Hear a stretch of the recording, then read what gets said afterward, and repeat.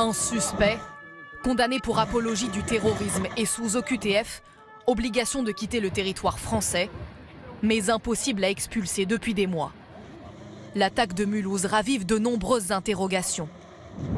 Ces OQTF sont-elles difficiles à appliquer? L'an dernier, le nombre de mesures d'éloignement a augmenté, mais il reste encore très bas. Selon un récent rapport de la Cour des comptes, sur les 134 000 OQTF prononcés en 2022, seuls 10% ont réellement été appliqués.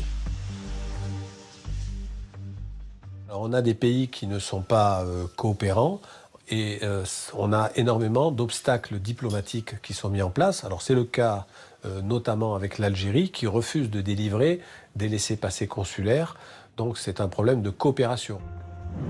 L'Algérie bénéficie-t-elle d'un traitement spécifique? Grâce aux accords de 1968, héritage de la colonisation, les Algériens peuvent émigrer et s'installer plus facilement en France. Obtenir par exemple un certificat de résidence après 3 mois sur le sol français ou en cas de rapprochement familial. Alors, faut-il changer les règles et prendre de nouvelles mesures? La France menace de durcir le ton, de réduire notamment le nombre de visas accordés aux Algériens. Emmanuel Macron l'avait déjà tenté en 2021.